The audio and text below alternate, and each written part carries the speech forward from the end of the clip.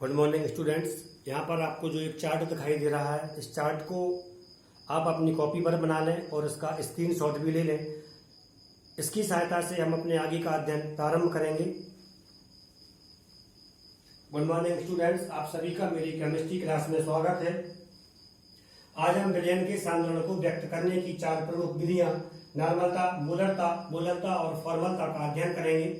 इस चार्ट के द्वारा हम इन चारों विधियों की परिभाषा और सूत्र को आसानी से मात्र खाली स्थान भरकर याद कर सकते हैं। यदि हमें नॉर्मलता की परिभाषा याद करनी है तो हम इस परिभाषा में नॉर्मलता के सामने दिए गए खंड ए बी सी डी में उपस्थित तथ्यों को इस परिभाषा में दिए गए ए बी सी डी के स्थान पर लिख देते हैं तो हमें नॉर्मलता की परिभाषा प्राप्त हो जाती है। इसी प्रकार हम मोलरता और फॉर्मलता की परिभाषा प्राप्त कर सकते हैं। और हमें यदि इनका सूत्र ज्ञात करना होता है तब हम इसमें B/A कर देते हैं तो हमें संबंधित विधि का सूत्र प्राप्त हो जाता है।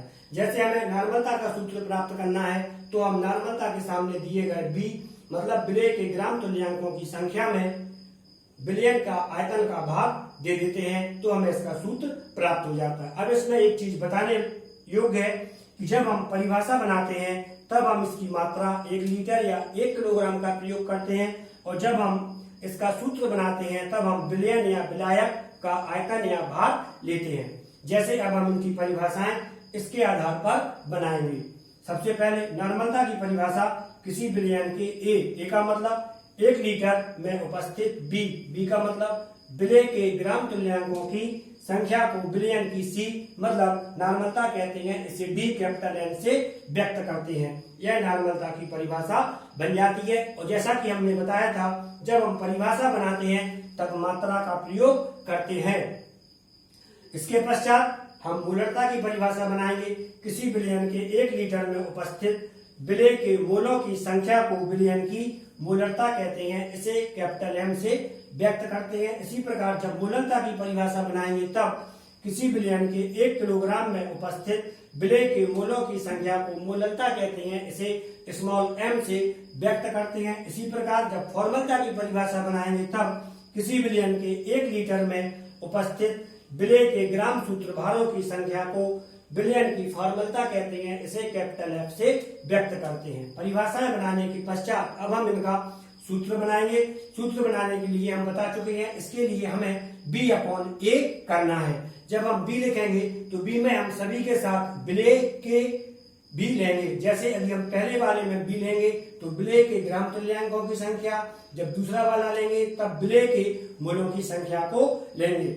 अब हम नॉर्मलता का सूत्र बनाते हैं। पुनः हम बताएंगे कि B/A करेंगे, तब नॉर्मलता का सूत्र विलय के ग्राम तुल्यांकों की संख्या अपॉन विलयन का आयतन लीटर में प्राप्त होता है। इसी प्रकार जब हम मोलरता का बनाते हैं तब विलय के मोलों की संख्या बटे विलयन का आयतन प्राप्त होता है। इसी प्रकार जब हम मोलरता का बनाते हैं तो विलय के मोलों की संख्या बटे विलायक का भार प्राप्त होता है। इसी प्रकार जब हम फॉर्मलता का सूत्र बनाते हैं तो विलय के ग्राम अणुओं की संख्या बटे विलयन का आयतन प्राप्त होता है। किंतु जब हमें इन चारों परिभाषाओं में विलय के ग्राम तुल्यांकों की संख्या, विलय के मोलों की संख्या मोलरता में, विलय के मोलों की संख्या मोलरता में और विलय के ग्राम सूत्रभारों की संख्या फॉर्मलता में ज्ञात करनी होती है, तब हम पुनः एक नए सूत्र का प्रयोग करते हैं जो कि निम्न है। ग्राम तुल्यांकों की संख्या ज्ञात करने के लिए पदार्थ का भार या विलय के भार में हम पदार्थ के तुल्यांकी भार का भाग देते हैं।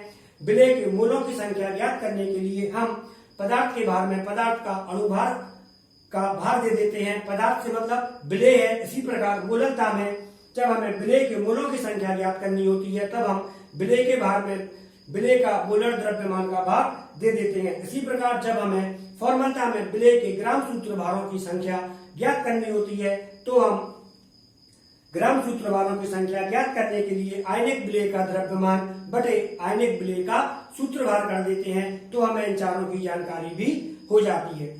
आशा है आपको काफी कम समय में इन चारों की परिभाषाएं और सूत्र बनाने की विधि समझ में आ गई होगी।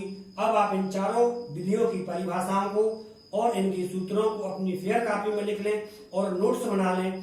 इनका विस्तृत और प्रतीकात्मक रूप से अध्ययन हम न्यूमेरिकल्स प्रॉब्लम करने के दौरान करेंगे। धन्यवाद।